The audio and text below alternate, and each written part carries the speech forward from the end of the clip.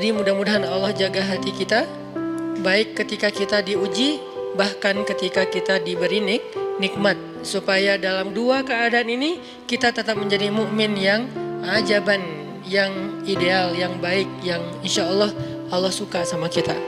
Kalau diuji sabara fakana khairallah, kalau diberi nikmat syakara fakana khairallah. Kalau dia diuji dia bersabar dan itu kebaikan untuk dia. Ternyata diuji ujung-ujungnya baik. Lewat apa ujian menjadi kebaikan? Lewat sabar. Bukankah Allah bilang wabasyiris sabirin? Sampaikan berita gembira kepada orang yang sabar. Ada banyak kebaikan yang Allah sediakan untuk orang yang sabar kalau dia sabar. Dan kalau diberi nikmat syakara. Kalau diberi nikmat dia bersyukur. Fakana khairallah. Kenapa nikmat kok menjadi kebaikan? Maksudnya dengan dia bersyukur Allah tambahkan kebaikan itu. La in syakartum la azidannakum. Jadi orang beriman itu kayaknya hidupnya tuh harusnya sih nggak ada bete-nya. Hidupnya tuh nggak ada istilah, aduh hari ini gue kayak rugi banget nih. Nggak ada orang yang beriman rugi. Kan hidup kita tuh di antara dua itu kan. Cuman varian ujian itu aja macam-macam. Varian ujian itu misalnya kalau di surat Al-Baqarah Allah menyebutkan 3 varian ujian kan. Ba'sa, dharra, zulzilu. Ujian fisik, ujian harta. Harta ini termasuk karir, kerjaan, usaha, bisnis. Dan ujian zulzilu, ujian perasaan termasuk diputusin. Atau orang yang dekat sama kita jadian sama yang lain. Atau mungkin di unfollow oleh ya gitu deh. Saya kalau udah ngebahas bab ini agak gimana gitu.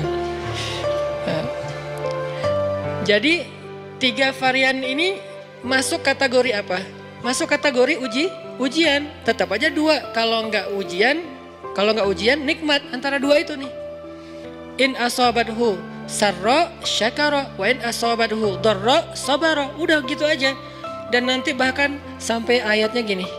Alladzina yunfiquna fis sarra'i wad dharra. Orang yang tetap beramal soleh lewat hartanya dalam keadaan dia berkelebihan atau dalam keadaan dia kekurangan. Itu mukmin, keren banget gitu.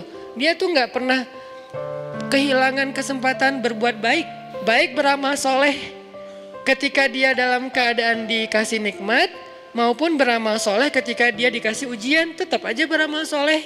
Contoh yang ayat tadi, yunfikuna fis sarra, berinfak dalam keadaan sarra, dalam keadaan bahagia, senang, lagi dapat untung gitu kan. Ataupun yunfikuna fit dharra, tetap berinfak walaupun dia dalam keadaan dharra, dalam keadaan susah, dalam keadaan dor itu kan bahaya. Nih kalau saya infak nih bahaya nih buat saya nih.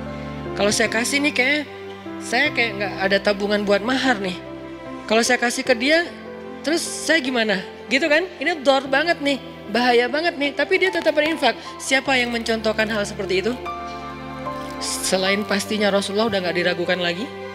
Yang jadi kayak simbol berinfak walaupun dia butuh. Orang-orang Ansor. Yu'thiruna ala anfusihim walau kana bihim khasasah. Mereka mendahulukan orang muhajirin atas dirinya sendiri. Walaupun sebetulnya dia juga butuh kepada kebaikan itu.